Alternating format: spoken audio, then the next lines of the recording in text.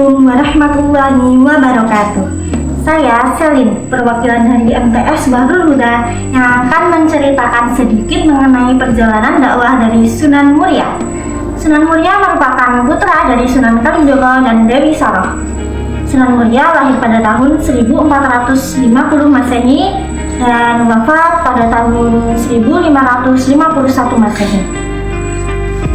Pada masa kecilnya, beliau dikenal dengan nama Raden Umar Said. Beliau ini merupakan satu-satunya wali yang paling muda di antara wali songo lainnya. Sejak usia muda, beliau sudah menunjukkan minat yang kuat kepada hal keagamaan. Beliau mendapatkan pendidikan agama Islam dari kakeknya, dan kemudian melanjutkan pendidikan agamanya di sebuah pesantren. Setelah menyelesaikan pendidikan agamanya, beliau melakukan perjalanan spiritual yang panjang ke berbagai daerah, termasuk Mekah dan Madinah. Di dalam perjalanannya, beliau memperdalam ilmu-ilmu agamanya dan juga mengabdikan diri pada praktik-praktik sufi. Setelah sampai ke Jawa, beliau memutuskan untuk menetap di lereng Gunung Muria.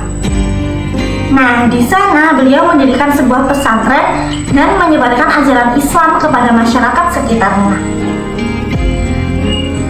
Setelah itu, beliau itu ketika berdakwah menerapkan nilai-nilai toleransi, kebaikan, dan kasih sayang antar sesama manusia tanpa membedakan suku, agama, atau status sosial mereka. Sunan Muria juga terkenal sebagai pengikut ajaran kebatinan atau kejawen yang menggabungkan aspek-aspek Islam dengan budaya Jawa. Dalam menyampaikan dakwahnya, Sunan Muria banyak mengadopsi metode yang digunakan oleh ayahnya. Namun, Sunan Muria lebih memusatkan dakwahnya di daerah terpencil yang jauh dari pusat kota. Sunan Muria tinggal di desa Colo, yaitu salah satu desa yang terletak di lereng Gunung Muria. Dari nama Gunung Muria inilah beliau disebut sebagai Sunan Muria, padahal nama aslinya adalah Raden Umar Said. Beliau disebut sebagai Sunan Muria karena beliau tinggal di Gunung Muria. Selain berdakwah, Sunan Muria juga mengajarkan kepada masyarakat keterampilan tentang bercocok tanam, melaut, dan berdagang.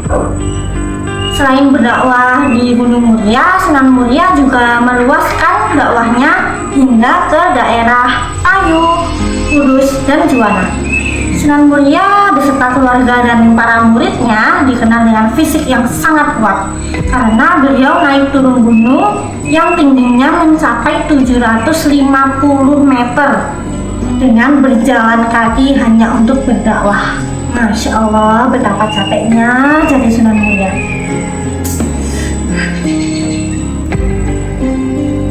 Sunan Muria juga Sunan Muria juga lebih menitik beratkan dakwahnya ini kepada rakyat jelata daripada kaum bangsawan.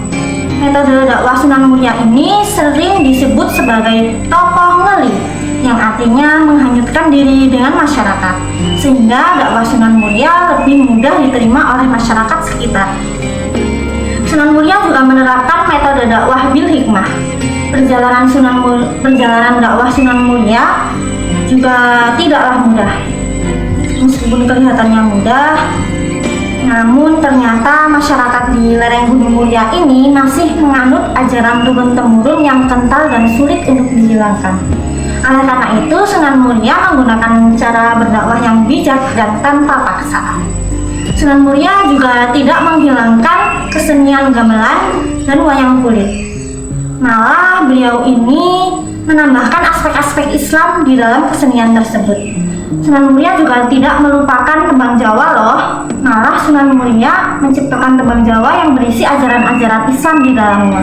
Contohnya itu Sunan Muria menciptakan tembang Sinom dan Kinanti.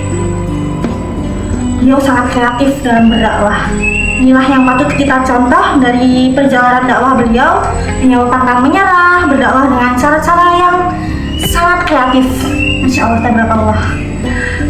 Sampai sinilah perjalanan dakwah dari Sunan Muria yang dapat saya sampaikan. Apabila ada kurang lebihnya, mohon maaf yang sebesar-besarnya. Wabillahi taufiq wal hidayah. Wallahul muwaffiq ila aqwamit thoriq. Wassalamualaikum warahmatullahi wabarakatuh. Sampai jumpa.